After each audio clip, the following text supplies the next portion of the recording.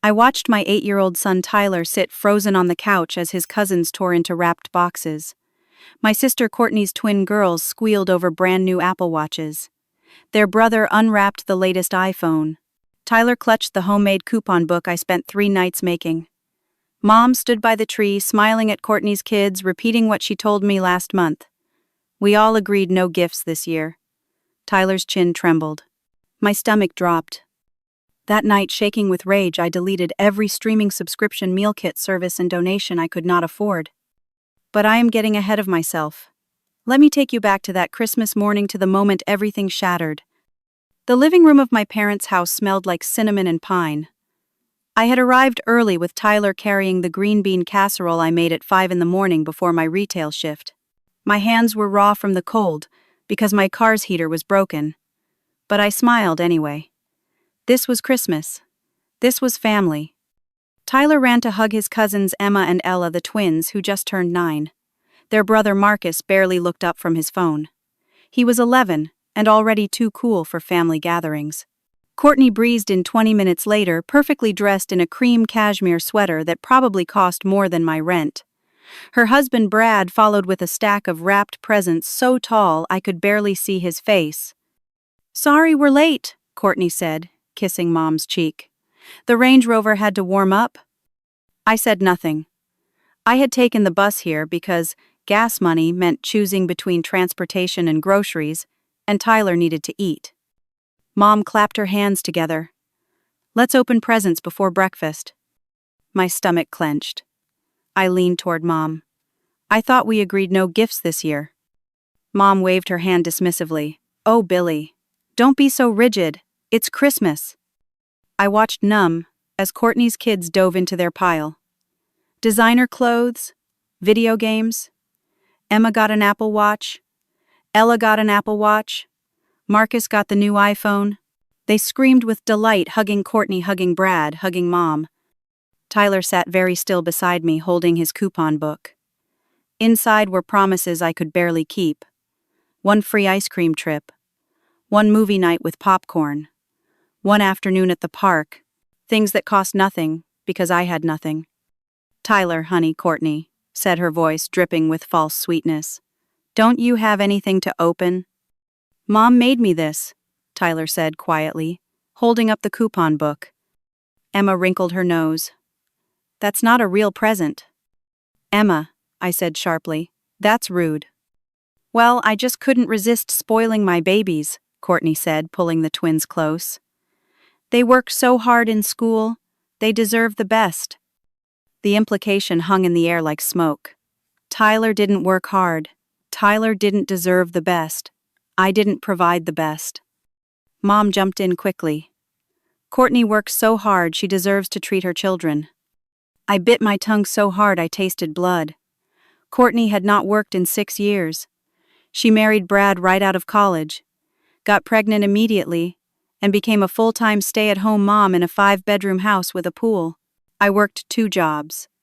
I was a medical billing specialist 40 hours a week, and I picked up weekend shifts at a department store, folding clothes and dealing with angry customers. I came home smelling like other people's perfume and exhaustion. But sure, Courtney worked hard. Dad, my father Greg, sat in his recliner reading the newspaper. He had barely looked up during the gift exchange. That was Dad. Present but absent. Always neutral, never taking sides, letting Mom run the show. Tyler asked if he could go outside. I nodded. He left his coupon book on the couch and walked out the back door. Through the window, I watched him sit on the porch steps alone. I excused myself and went to the kitchen. I needed air. I needed space. I needed to not scream. Dad followed me a few minutes later. He poured himself coffee and stood beside me at the counter. "Billy," he said quietly, "I didn't know about the no gifts thing." I looked at him. "What?" "Your mother told me we were all exchanging gifts like normal. I gave her $300 for Tyler's presents last week." The floor tilted beneath me. "You what?" $300.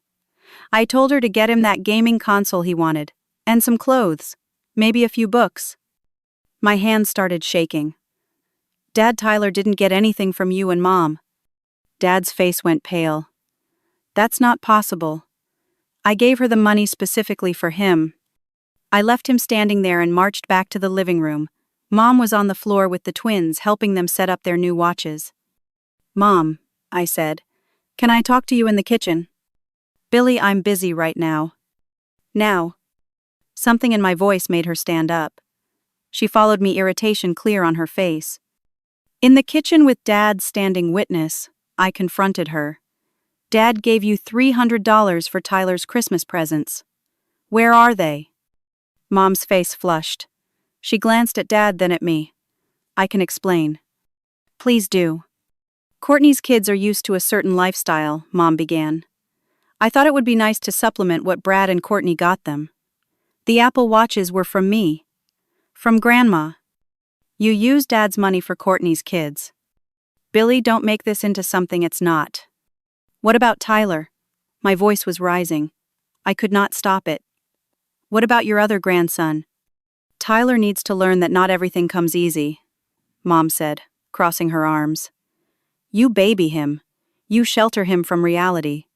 He needs to understand that life requires work and sacrifice. I stared at her.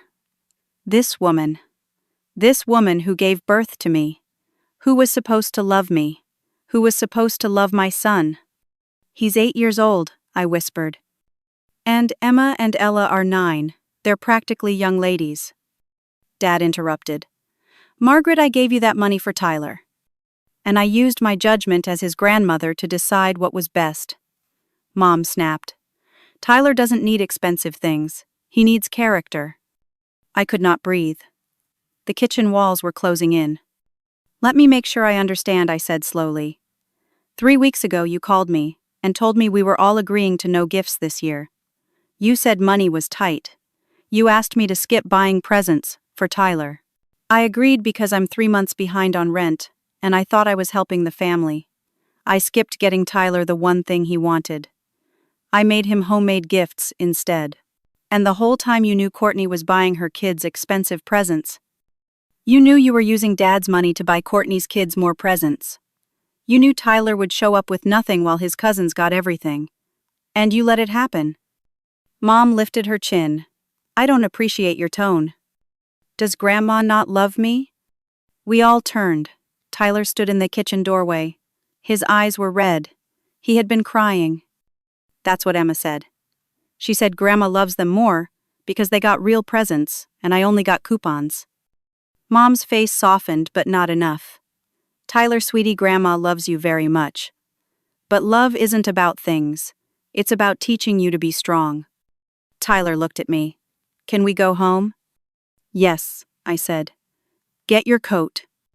I did not say goodbye to anyone. I grabbed my purse, took Tyler's hand and walked out. Behind me I heard Courtney's laugh, high and bright.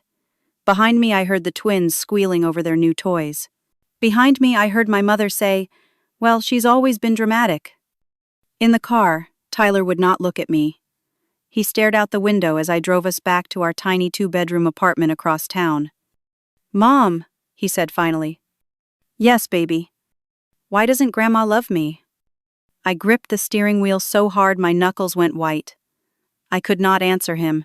I did not have an answer that would not break him further. She does love you, I lied. She just shows it differently. Tyler nodded, but I knew he did not believe me. That night, after I put Tyler to bed, I sat on my bathroom floor and opened my phone. I looked at my bank account. -$42. I looked at my subscriptions. Netflix, Hulu, Spotify. A meal kit service I had been using to make sure Tyler ate healthy. A monthly donation to the animal shelter because I wanted to teach Tyler about giving back. I deleted them all. Every single one. $12 here, $15 there, $9.99, $40. I was done pretending I could afford a normal life. I was done pretending my family cared. I was done. I sat there on the cold tile floor and let myself cry for the first time in years. Not because of the money, not because of the presents, but because my mother looked at my son and decided he was not worth loving the same way she loved Courtney's children. and there was no coupon book in the world that could fix that. 2 weeks after Christmas, the eviction notice arrived. I found it taped to my apartment door when I got home from my medical billing job. The paper was bright pink, impossible to miss. Final notice, 3 months past due. 14 days to vacate premises. My legs went weak. I fumbled with my keys, got inside, shut the door. Tyler was at his after-school program until 5. I had 1 hour before I had to pick him up and pretend everything was fine. I sat on the couch and did the math in my head for the 1,000th time. Rent was $950. I was behind by $2,850. My medical billing job paid $32,000 a year before taxes. My weekend retail job added maybe another $6,000. After taxes, after Tyler's school, expenses after food and utilities, and the bus pass. I needed to get to work. There was nothing left. Less than nothing. And for the past year, I had been sending my mother $500 every single month. She told me it was for Dad's medical bills. She said he needed treatments that insurance did not cover. She said they were struggling. She cried on the phone. She begged. What kind of daughter would I be if I let my father suffer? So I sent the money. Every month. Even when it meant overdraft fees. Even when it meant choosing between electricity and groceries. Even when it meant telling Tyler, no, we cannot afford new shoes, wear your old ones a little longer. $500 a month for 12 months. $6,000 total. $6,000 that could have kept us housed. But I sent it because she was my mother and he was my father, and family takes care of family. That is what I believed. That is what I was raised to believe. Tyler came down with a fever that Wednesday. I called out of work losing a day's pay and took him to the urgent care clinic. While we waited, I called Dad to ask about his insurance coverage. Maybe there was something that could help with Tyler's bill. Hey Dad, I said when he answered. Quick question about your insurance. Do you know if it covers dependent children? Should cover Tyler, yes. Why is he sick? Just a fever. We're at urgent care now. But I was also wondering about your treatments. Do you know if your insurance might start covering more? Mom said it's been expensive. There was a long pause. What treatments? My stomach dropped. Your medical treatments. The ones Mom said you've been getting. Billy, I'm not getting any treatments. I'm healthy. I go to the doctor once a year for a checkup. That's it. The waiting room suddenly felt too bright, too loud. The fluorescent lights buzzed overhead. A child cried somewhere. A television played a talk show no one was watching. Dad, for the past year I've been sending Mom $500 a month for your medical bills. Another pause, longer this time. You've been what? Mom called me last January. She said you needed treatments. Expensive ones. She said insurance wouldn't cover them. She asked if I could help. Billy. Dad's voice was tight. I don't have any medical bills. I haven't been sick. I could not speak. Could not breathe. The room was spinning. Where did that money go? Dad asked. I don't know, I whispered. After urgent care, after getting Tyler home with medicine and soup, after putting him to bed, I called my mother. She answered on the third ring, cheerful. Billy, hello, how are you? Where's my money? Excuse me. The $6,000 I sent you over the past year. For Dad's medical bills that don't exist. Where is it? Silence. Then I can explain. I'm listening. Mom sighed like I was being unreasonable. Courtney was in trouble. Brad made some bad investments. They were about to lose the house. I couldn't let that happen to my grandchildren. They needed help. So you lied to me. I knew you wouldn't help Courtney directly. You've always been jealous of her. Jealous. I was jealous. Not broke. Not struggling. Not working myself into the ground. Jealous. Mom, I'm being evicted. I needed that money. Oh, Billy. You're always so dramatic. You'll figure it out. You always do. I need the money back. Now. Courtney can't pay it back right now. Maybe in a few months. She's still getting back on her feet. I don't care about Courtney. I care about keeping a roof over my son's head. Don't be selfish, Mom said sharply. Family helps family. That's what we do. You're right, I said. Family helps family. So when were you planning to help me? She hung up. I sat there holding the phone, shaking with rage and disbelief and something that felt like grief. The next morning, my boss called me into her office at the medical billing company. Billy, I'm sorry, she said, and I knew what was coming before she said it. We're downsizing. Your position is being eliminated. We're giving you 2 weeks severance. I nodded. I did not cry. I had no tears left. 2 weeks severance was $1,230 before taxes. Maybe $900 after. Not enough for even 1 month's rent. I cleaned out my desk in a daze. 5 years at this company. 5 years of showing up on time, staying late, covering for coworkers, never complaining, and it meant nothing.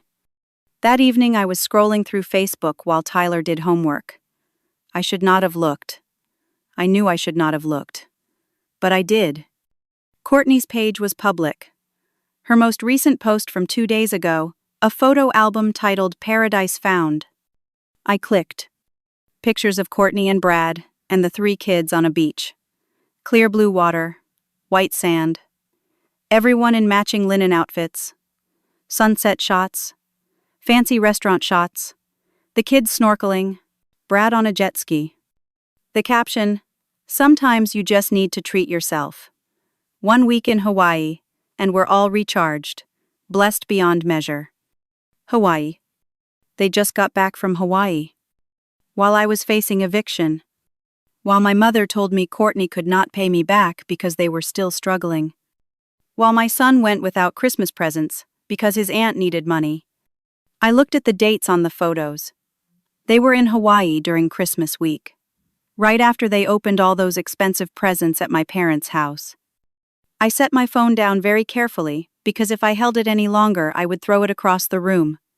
Tyler looked up from his homework. Mom, are you okay? I'm fine, baby. You don't look fine.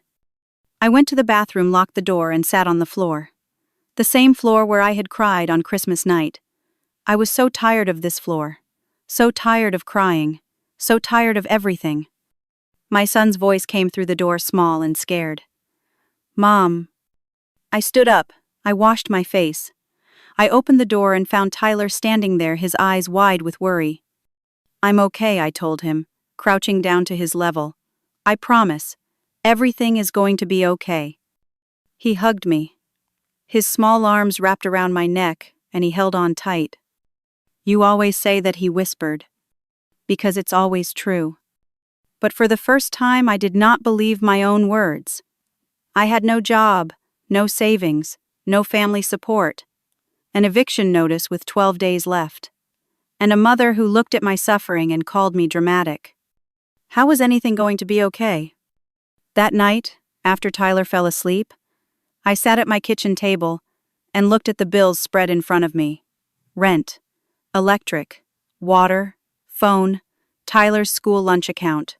My retail job gave me maybe $800 a month. It was not enough. Not even close. I needed a miracle. But I was starting to understand that miracles did not come to people like me. Miracles came to people like Courtney. People who already had everything but somehow always got more. I took out a payday loan. I know you are not supposed to. I know the interest rates are predatory. I know it is a trap that makes everything worse. But when you are watching the eviction clock count down and your child needs a home, you do what you have to do. The storefront was between a nail salon and a check cashing place. Inside it smelled like stale coffee and desperation. The woman behind the counter did not even look up when I walked in. How much, she asked.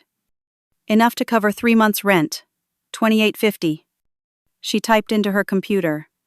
Interest rate is 399%, April due back in 2 weeks. If you can't pay it, rolls over with additional fees.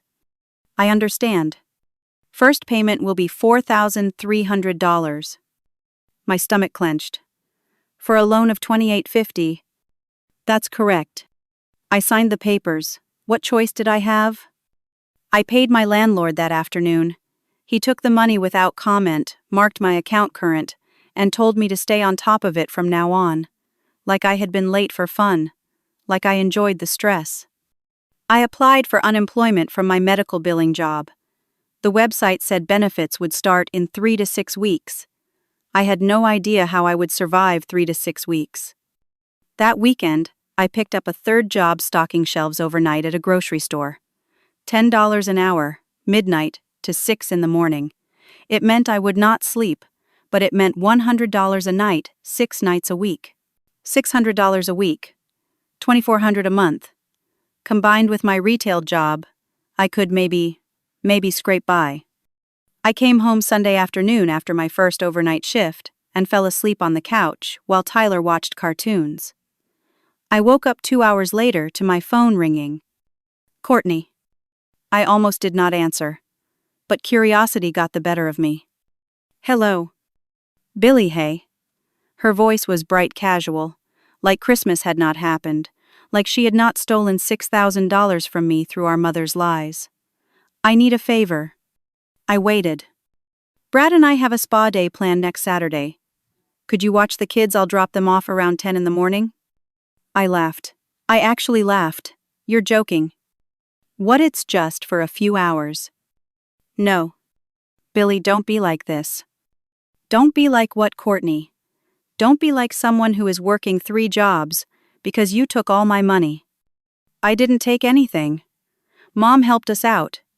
That's what family does. I said no. You're being really selfish right now.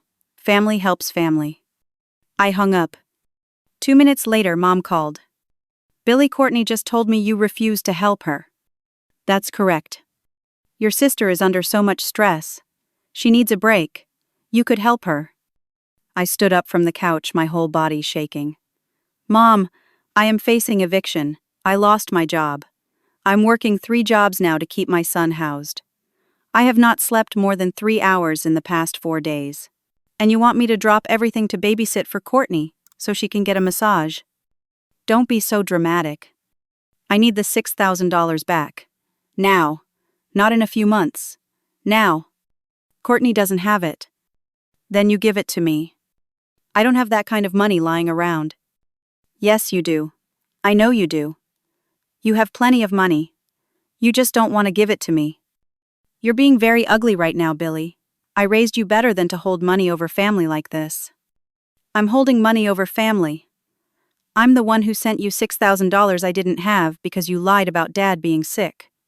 I didn't lie. I just didn't tell you all the details. That's called lying, Mom. Don't use that tone with me.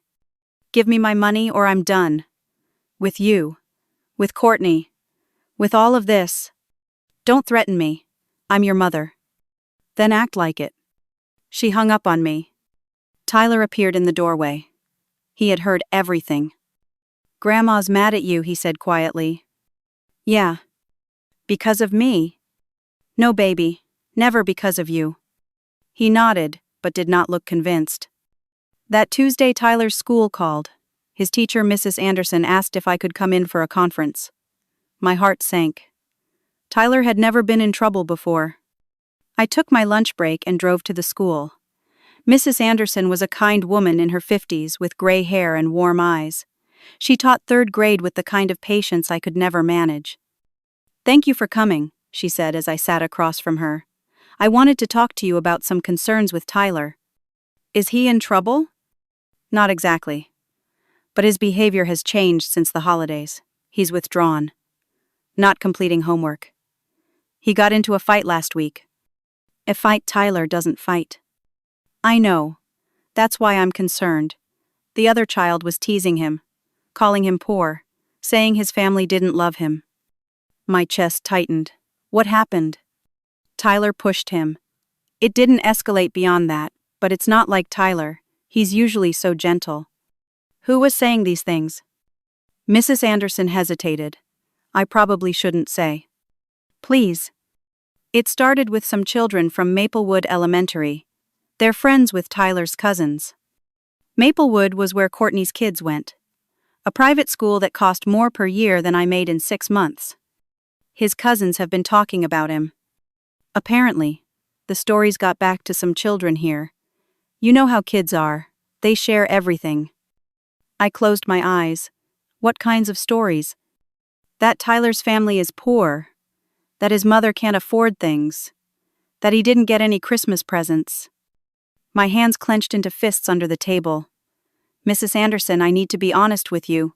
Things are very hard right now. I'm doing everything I can. But Tyler is loved. He is fed. He has a home. We might not have much, but he has enough. I know, she said gently. I can see that. Tyler is a wonderful boy, but he's hurting. He asked me yesterday if his mom doesn't love him. The words hit me like a punch. What? He said that's what his grandmother told him. That his mom doesn't love him enough to give him nice things. I could not breathe, could not think. My mother said that to my child. Mrs. Anderson, I have to go. I made it to my car before I broke down. I sat in the parking lot and sobbed into my hands. Everything was falling apart. Every single thing. My family was not just neglecting us. They were actively poisoning my son against me. That evening, after Tyler went to bed, I found an envelope under my apartment door. Inside was a check for $3,000 and a note in my father's handwriting. Billy, your mother doesn't know about this. This is from me. I'm sorry for everything. I should have seen what was happening sooner. I'm trying to fix it. Love, Dad. Also in the envelope was a bank statement. My mother's personal checking account. I looked at the account number, the dates, the transactions. Multiple large deposits from my father over the past year. 500 here, 1,000 there, 2,000. The deposits totaled over $20,000. The current balance, $28,417. My mother had almost $30,000 sitting in her account. While I suffered, while I sent her money I did not have, while Tyler went without, while I worked myself into exhaustion. She was not struggling, she never was. She just did not want to spend her money on me. She hoarded it while I drowned. The betrayal was so deep, so complete, I could not process it. I looked at Dad's check. $3,000. It would help. It would give me breathing room. But it did not fix the fundamental problem. My family did not love me. They did not value me. And they were actively trying to destroy what little stability I had left. I set the bank statement on my kitchen table and stared at it for a long time. $28,000. She had $28,000. And she let me suffer. 2 days later, I drove to my parents' house. Dad was at work. I knew he would be. I planned it that way. This confrontation needed to be just me and Mom. She answered the door in yoga pants and a loose sweater holding a cup of coffee. She looked surprised to see me. Billy, what are you doing here? I pushed past her into the house. I threw the bank statement on the kitchen counter. Explain that. Mom picked it up, looked at it, and her face went pale. Where did you get this? Dad gave it to me, along with a check for $3,000, from his own account, because apparently he's the only one in this family with a conscience. Billy, let me explain. You have $28,000 in your checking account. While I'm working 3 jobs, while I'm facing eviction, while Tyler is being bullied at school, while you told me you couldn't afford to help me, you have almost $30,000 just sitting there. That money is for emergencies. I am an emergency. That money is for real emergencies. For things that matter. The words hung in the air between us like poison. I don't matter, I said slowly. That's what you're saying. Tyler doesn't matter. Don't twist my words. Then, what are you saying, Mom? Because from where I'm standing, you have plenty of money. You just don't want to spend it on me. You'd rather give it to Courtney. You'd rather watch me struggle. You lied to me for a year. You took $6,000 from me under false pretenses. That's theft. That's fraud. Don't you dare threaten me. I'm not threatening you. I'm telling you the truth. You stole from me. Mom's face hardened. Her voice went cold. You want the truth, Billy Fine. Here's the truth. Courtney is successful. Courtney married well. Courtney gave me beautiful grandchildren who are going places in life. You got pregnant by some guy who ran off the second he found out. You've spent Tyler's entire life barely scraping by. You can't hold a job. You can't manage money. You're exactly like your Aunt Linda, and you know how she ended up. Aunt Linda died homeless and alone. You think Tyler is going to turn out well being raised by you? Mom continued. He needs stability. He needs a real family. He'd be better off with Courtney. The room went silent. Everything stopped. What did you say? You heard me. Maybe Courtney should raise Tyler. She has the resources. She has a husband. She can give him the life he deserves. You're talking about taking my son. I'm talking about what's best for Tyler. I stepped back from her. You're insane. I'm practical. Courtney has already said she'd be willing to take him in. Give him a real home. You've been discussing this with her. Behind my back. We're worried about him. I grabbed my purse and headed for the door. Stay away from me. Stay away from Tyler. Billy, don't be childish. I mean it. I never want to see you again. As I walked to my car, Mom called after me. I'll call CPS if I have to. If Tyler is in danger, I'll do what's necessary. I drove home in a daze. She threatened CPS. My own mother threatened to call Child Protective Services. To claim I was an unfit parent. To take Tyler away from me. By the time I got to my apartment, I was shaking so hard I could barely get my key in the lock. Inside, I paced. I could not think straight. CPS could show up any time. They could take Tyler based on nothing but my mother's lies. I had no money for a lawyer. No resources to fight. My phone rang. My retail job.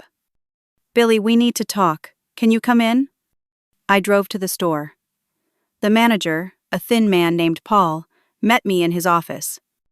We've had some inventory discrepancies, he said. We're reviewing security footage.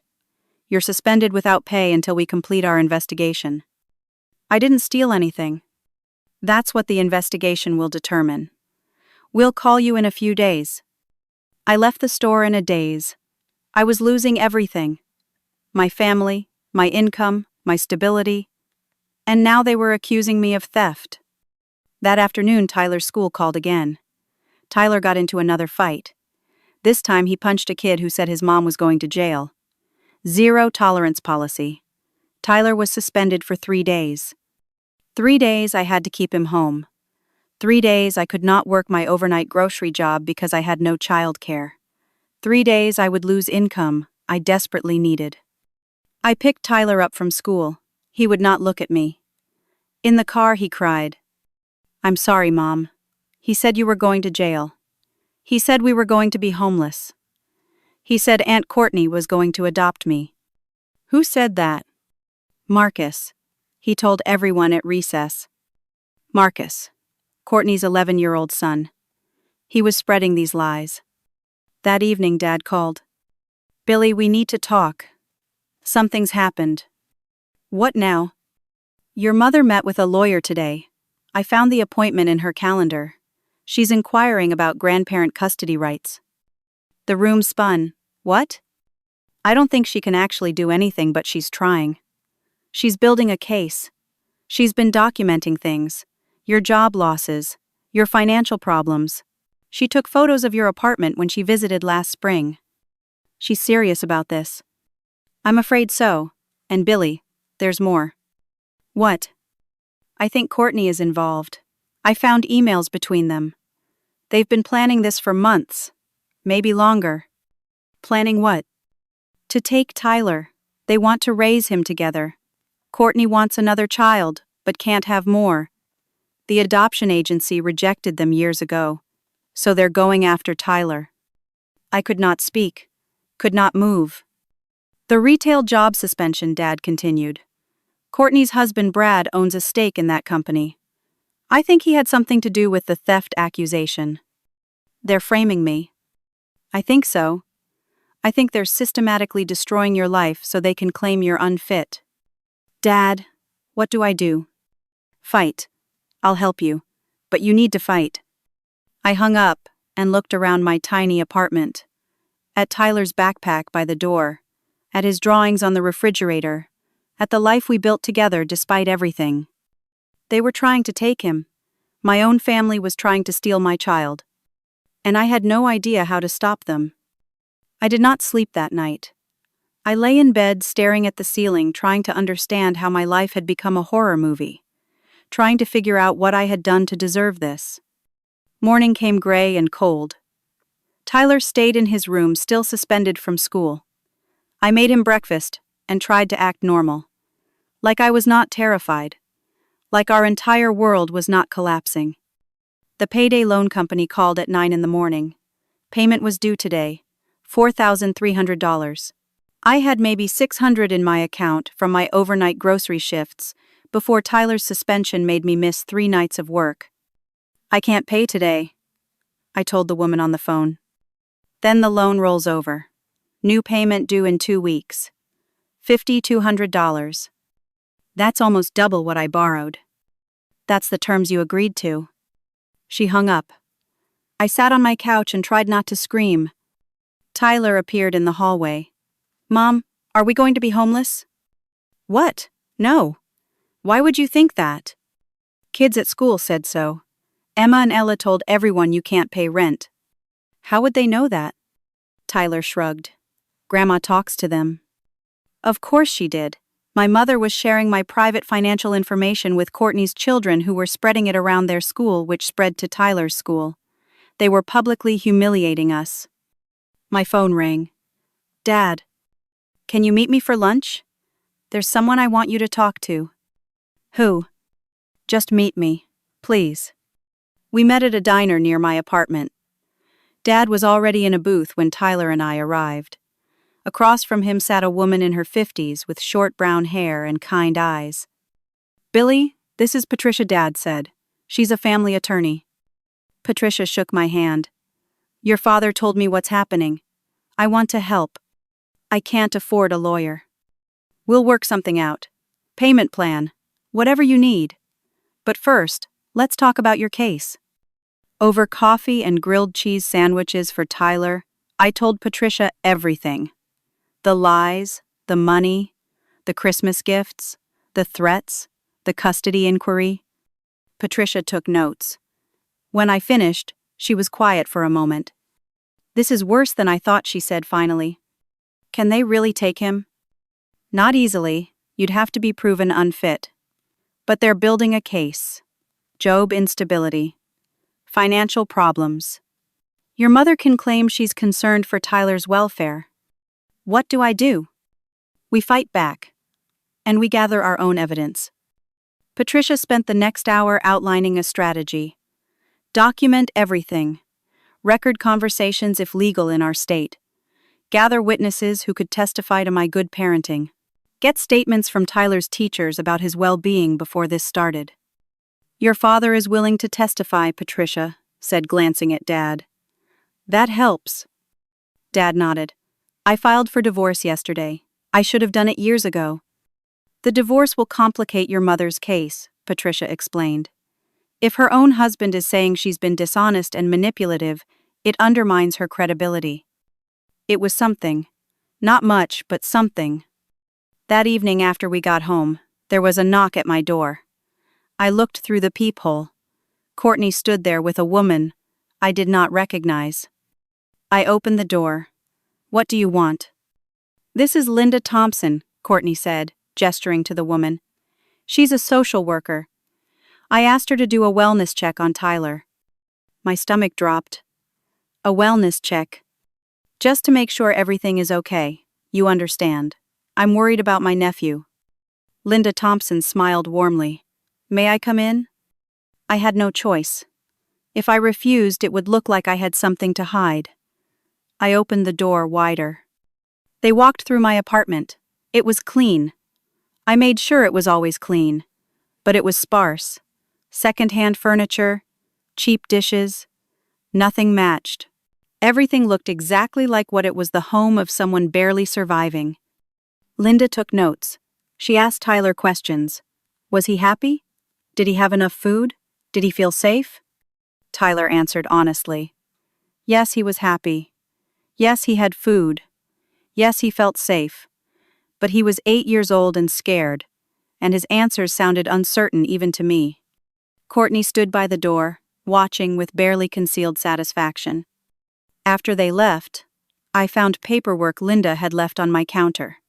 Information about temporary custody arrangements. Resources for struggling parents. A pamphlet about recognizing when a child might be better off in a different home. I picked up the pamphlet and threw it across the room. Tyler appeared in the doorway. Mom, I'm okay. That lady was scary.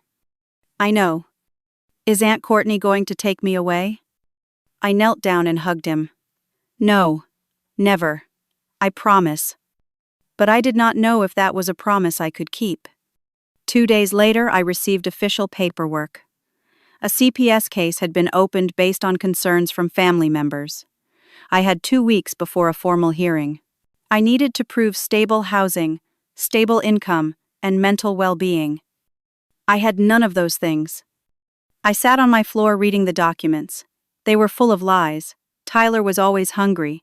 Tyler's clothes were poor quality. I displayed erratic behavior. I could not hold a job. I was financially irresponsible. But the worst part was the statements from my mother and Courtney. They twisted every truth into something ugly. My working 3 jobs became neglecting Tyler. My financial struggles became poor decision-making. My asking for help became instability. At the bottom of the packet were photos. My apartment. Tyler in his school clothes. Me looking exhausted after an overnight shift. All taken without my knowledge or consent. They had been documenting me for months, maybe years, building a case, waiting for the right moment to strike. I was going to lose Tyler. Not because I was a bad mother, but because my family wanted him, and they had resources I could not match. Tyler found me sitting there holding the papers. He climbed into my lap without saying anything and wrapped his arms around me. I don't want to live with Aunt Courtney, he whispered. Even if she has a big house and nice things. I want to stay with you. I know, baby. I know. Will the judge make me go? I don't know. He pulled back and looked at me. You always say everything will be okay.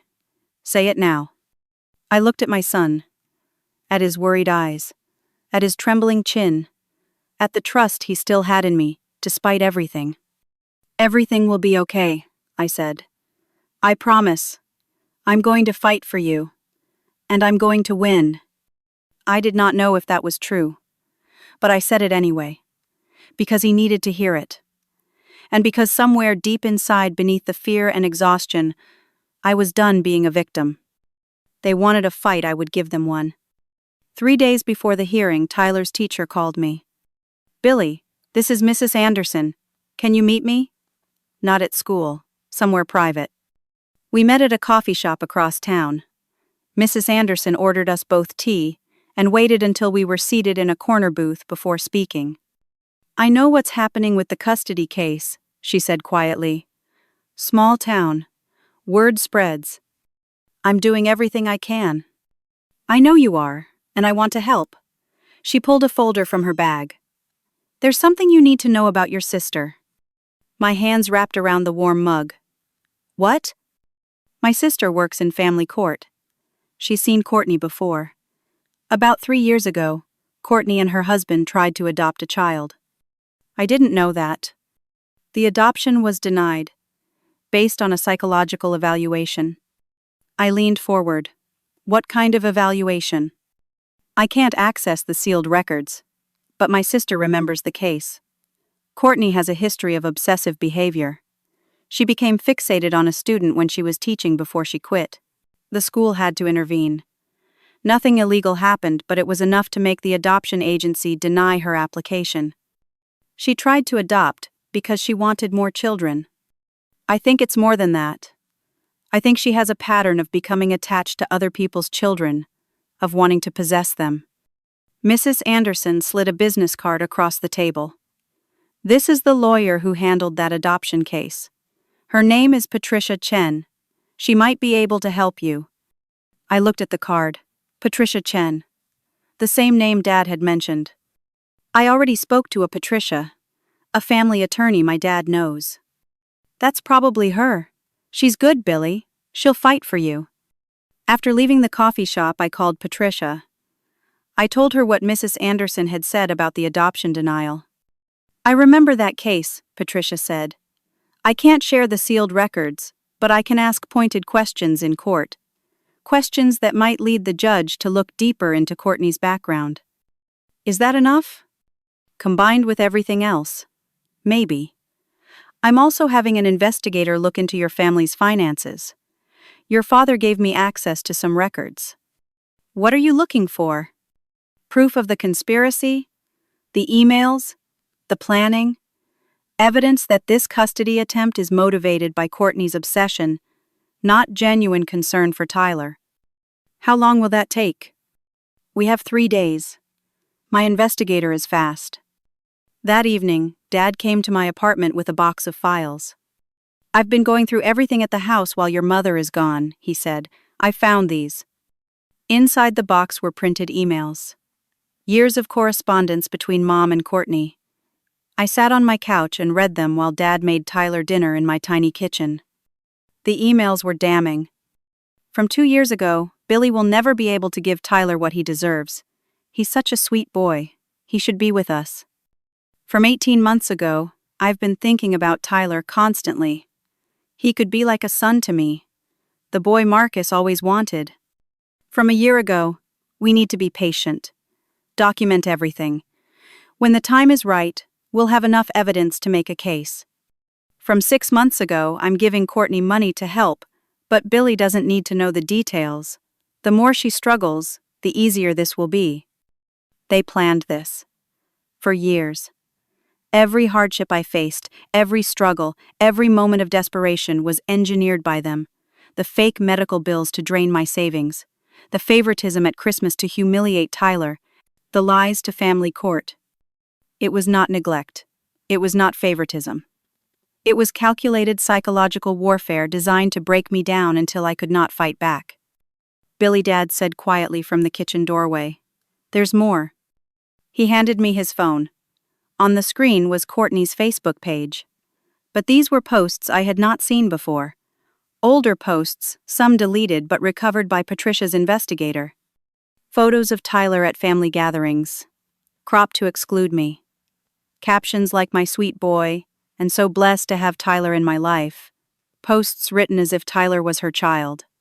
From a year ago, taking Tyler to the park today. He loves spending time with his siblings. From 8 months ago, Tyler's first day of 3rd grade. So proud of this little guy. She was presenting him as hers. Creating a false narrative online, talking about him like she was his mother. I scrolled further, found posts in a private group for adoptive mothers. Courtney had joined a year ago. Her posts talked about finally getting my son, and waiting for the right time. She had been telling people Tyler was going to be hers. For over a year, she believed it. Genuinely believed she would take him. This is identity theft, Dad said. Parental alienation. She's not mentally stable, Billy. Patricia called later that night. Her investigator had found even more. Courtney's husband's business problems weren't just bad investments, Patricia said. He was investigated for fraud 2 years ago. No charges were filed, but that's why they lost their financial standing. That's why the adoption agency rejected them. Financial instability, combined with Courtney's psychological concerns. So they saw Tyler as the solution. Exactly. They couldn't adopt. They couldn't afford IVF for another child. But Tyler was right there. Your mother was sympathetic to Courtney. They just needed to make you look unfit. Can we use all of this in court? Absolutely. The emails prove conspiracy. The social media posts prove Courtney's obsessive behavior. Your dad's testimony proves the financial manipulation. And the failed adoption proves she's not suitable to have custody of any child. For the first time in months, I felt something other than fear. I felt hope. That night after Tyler went to bed, I sat with all the evidence spread out on my kitchen table. Emails, photos, financial records, bank statements, social media posts. They tried to destroy me. They almost succeeded. But they got sloppy. They documented their own cruelty. And now, I had proof. The hearing was in 3 days. I had a lawyer. I had evidence. I had my father's support. And I had something else. Something they never expected. I had fight left in me. They thought they could break me. They thought I would just hand over my son and accept my place at the bottom of the family hierarchy. They were wrong. I was done being the victim in this story. It was time to be the survivor. The courthouse was cold. Fluorescent lights buzzed overhead. The hallways smelled like floor cleaner and anxiety. I wore my best dress, which was a plain navy blue thing I got at Target 3 years ago. Patricia stood beside me, professional and calm in her tailored suit. Dad sat on a bench behind us, his hands clasped tightly. Across the hallway, Mom and Courtney sat with their lawyer. Courtney wore pearls and a cream-colored suit. Mom looked elegant in gray. They looked like the kind of people judges trust. Stable, wealthy. Together. I looked like someone struggling. Because I was. But struggling did not mean unfit. And today I would prove that.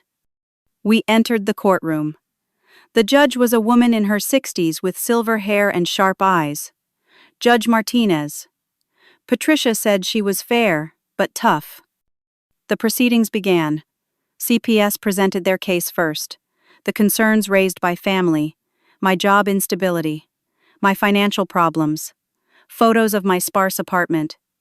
Then Courtney took the stand. She testified about how worried she was for Tyler. How he was always at their house begging to stay. How I could not hold a job. How Tyler deserved better. I just want what's best for my nephew, Courtney, said her voice breaking just slightly.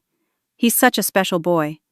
He deserves stability, love, resources.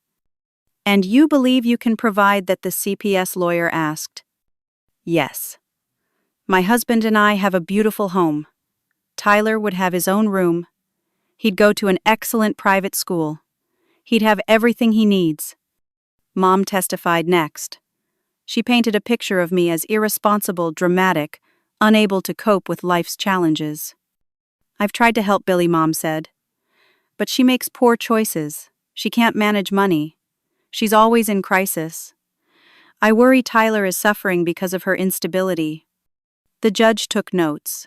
Her face revealed nothing. Then it was our turn. Patricia stood. Your Honor, I'd like to call Gregory Harrison to the stand. Dad walked to the witness box. He was sworn in. Patricia began her questions, gently establishing his relationship to everyone involved. Then she asked Mr. Harrison, did you give your wife money specifically for Tyler's Christmas presents? Yes, $300. And did Tyler receive presents from his grandmother? No. My wife used that money to buy presents for our other grandchildren. Tyler received nothing. Courtney's lawyer objected. Relevance. It establishes a pattern of favoritism and financial manipulation, Patricia said, which goes to the heart of why this custody petition was filed. Judge Martinez allowed it. Patricia continued. Mr. Harrison, did you know your wife was telling Billy you had expensive medical bills? No, I'm healthy. I have no medical bills. But Billy sent your wife $6,000 over the course of a year, believing it was for your medical care. Yes. Where did that money go? Dad looked at Courtney. My wife gave it to our daughter Courtney. Her husband had financial problems. Was Billy aware of this? No. My wife lied to her. Objection. Courtney's lawyer stood. This is hearsay. Patricia pulled out papers. I have bank records. Your Honor, showing deposits from Billy to Mrs. Harrison's account and subsequent transfers to Courtney's account. I also have text messages between Mrs. Harrison and Billy, where Mrs. Harrison explicitly claims the money is for medical bills. Judge Martinez reviewed the documents. Objection overruled. Continue. Patricia introduced the emails. Years of communication between Mom and Courtney, planning to take Tyler, discussing how to document my failures, coordinating the custody attempt. The judge read them silently, her expression hardened. Then Patricia showed Courtney's social media posts. The photos of Tyler cropped to exclude me. The captions claiming him as her own. The posts in the adoptive mothers group. Your Honor, Miss Courtney Harrison has been presenting Tyler as her child for over a year. She has been emotionally preparing to take custody before any legal proceedings began. Courtney's face went red. Patricia called me to the stand next. I testified about my jobs, my efforts to provide for Tyler, the lies my family told, the systematic destruction of my financial stability. Miss Harrison, do you love your son? Patricia asked. More than anything in the world. And if you had resources, would you use them to benefit him? Of course. But your family who has resources chose not to help you. Instead, they actively sabotaged you. Isn't that correct? Yes. Patricia introduced more evidence. Dad's testimony about the divorce he filed because he could not stay married to someone so cruel. The bank statement showing Mom's $28,000 while I struggled. The Christmas setup. Everything. Then came the biggest revelation. Your Honor, I'd like to introduce evidence about Miss Courtney Harrison's previous attempt to adopt a child. Courtney's lawyer jumped up. Those records are sealed. I'm not introducing the sealed records, Patricia said calmly. I'm introducing the fact that the adoption was denied, and I'm asking the court to review those sealed records in chambers to determine if Miss Plankin.com Harrison is a suitable placement for any child. Judge Martinez agreed. She called a recess and reviewed the sealed adoption records privately. When we reconvened 30 minutes later, the judge's face was grim. She questioned Courtney directly. Miss Harrison, why was your adoption application denied? Courtney hesitated. There were some concerns. Misunderstandings. What kind of concerns? They thought I was too attached to children. But I'm not. I just care deeply. The psychological evaluation described your attachment as obsessive. Do you dispute that? Courtney's composure cracked. Tyler should be mine. He should have been mine from the beginning. Billy doesn't appreciate him. She can't give him what he needs. I can. I would be a better mother. The courtroom went silent. He deserves better than living in that tiny apartment. Courtney continued, her voice rising. He deserves a real family, real things. Not homemade coupons and secondhand furniture. He deserves me. Her lawyer tried to stop her, but it was too late. Judge Martinez held up her hand. Miss Harrison, that's enough. The judge called Tyler into her chambers privately. When they returned 15 minutes later, the judge looked at me with something like sympathy. I've spoken with Tyler, she said. He was very clear about his wishes. He wants to stay with his mother. He reported feeling safe, loved, and cared for. He expressed discomfort about the amount of attention Miss Courtney Harrison gives him. He used the word weird. Courtney made a sound like a sob. Judge Martinez continued. After reviewing all evidence and testimony, I find no basis for this custody petition. There is no evidence of neglect. There is significant evidence of financial and emotional manipulation by the petitioners. Miss Billy Harrison has demonstrated consistent efforts to provide for her son, despite deliberate sabotage by family members. She looked at Mom and Courtney. I'm dismissing this petition with prejudice. Furthermore, I'm issuing a restraining order. Mrs. Margaret Harrison and Miss Blank Courtney Harrison are to have no contact with Tyler Harrison except for supervised visitation approved by his mother. Any violation will result in criminal charges. She looked at Mom.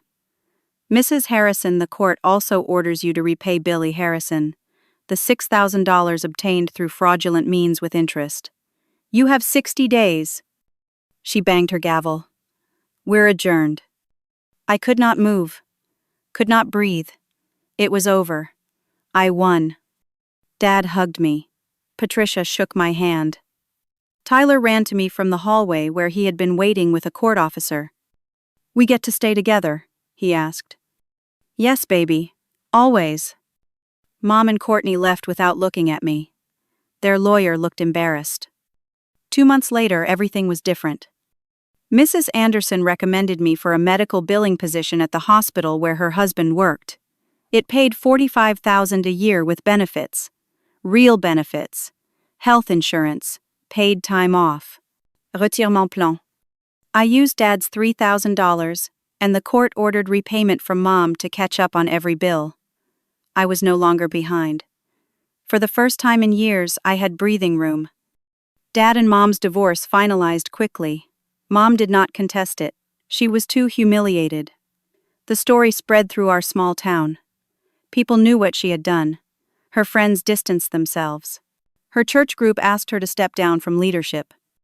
Dad got a small apartment and had dinner with Tyler and me every Sunday. We were rebuilding our relationship. Slowly, but genuinely. Courtney and Brad's marriage was struggling. Brad's business never recovered. They sold their 5-bedroom house and moved to a modest 3-bedroom in a different neighborhood. Courtney's kids changed schools. The rumors followed them. Mom tried to apologize once. She sent a letter. I did not read it. I threw it away. Some bridges need to stay burned. Tyler's 9th birthday came in May. I threw him a party in our tiny apartment. His friends from school came. Mrs. Anderson stopped by with a present. Dad brought Tyler the gaming console he had wanted for Christmas. Patricia sent a card with a $25 gift card to the bookstore. She wrote, "For Tyler, a reader and a fighter. Your mom is lucky to have you." Tyler opened presents surrounded by people who actually loved him. Not expensive electronics, not designer clothes. Just thoughtful gifts from people who saw his worth. That night, after everyone left and I finished cleaning up, Tyler sat beside me on the couch. "This was the best birthday ever," he said. "Better than if Aunt Courtney had thrown you a party." He looked at me seriously. Aunt Courtney's parties are big and fancy, but they're not fun. She makes everything perfect, but nothing feels real. What do you mean? She tries too hard. She wants everyone to see how good everything is. But she doesn't care if you're actually happy. She just cares how it looks. At 8 years old, he understood what took me 30 years to learn. That night after Tyler went to bed, I sat alone with tea and thought about everything that happened. I thought about the Christmas morning that started this. About watching Tyler sit there with his homemade coupons while his cousins got everything. I thought about the subscriptions I deleted that night. Netflix, Hulu, the meal kit service. All the little luxuries I could not afford. But what I really deleted that night was something bigger. I deleted the belief that I needed my mother's approval. I deleted the idea that Courtney's lifestyle was the goal. I deleted the notion that struggling meant failing. I learned that family is not about blood. It is about who shows up, who fights for you, who sees your worth when you are at your lowest and says this person matters. Dad showed up. Patricia showed up. Mrs. Anderson showed up. Even Tyler at 8 years old showed up for me by being brave and honest about what he wanted. Mom and Courtney never showed up. They were there, but they were never really present. They saw Tyler and me as problems to be solved, obstacles to be removed, or projects to be managed. Never as people worthy of love just as we were. The greatest gift I ever gave myself was not the subscriptions I deleted. It was the permission I gave myself to stop seeking validation from people who would never give it. Some people will never see your value. That is their loss, not yours. Their blindness does not diminish your worth. It just reveals their limitations. Tyler is asleep in his room right now, safe and loved. We live in a small apartment with secondhand furniture and homemade decorations. We eat simple meals, and our clothes come from Target. We do not have much. But we have enough. We have each other. We have peace. We have freedom from people who hurt us. And that is everything. I won. Not because I have money now. Not because I got revenge. But because I kept what mattered. I kept my son. I kept my dignity. I kept moving forward. That night after Christmas, I deleted every subscription I could not afford. But the real deletion happened in my heart. I deleted the people who saw my struggle and chose cruelty. I deleted the obligation to family members who never acted like family. And in that space, I found something better. I found myself. I found my strength. I found my worth. I am enough. Tyler is enough. We are enough. And no one can take that from us ever again. Now I have a question for you. Have you ever had to set boundaries with family members who did not have your best interests at heart? How did you find the strength to walk away from people you thought you needed? Share your story in the comments below. Your experience might help someone else who is struggling with the same decision. If this story resonated with you, please hit the like button and subscribe for more real stories about overcoming family betrayal and finding your strength. Share this with someone who needs to hear that they are worthy of love and respect no matter what their family says. Thank you for being here. Thank you for listening. I hope you know that you deserve people in your life who see your value, who celebrate your victories, and who stand beside you in your struggles. Do not settle for less. You are worth so much more. Take care of yourself. Fight for what matters. And never let anyone convince you that struggle means failure.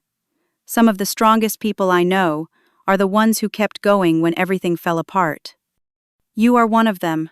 I believe in you.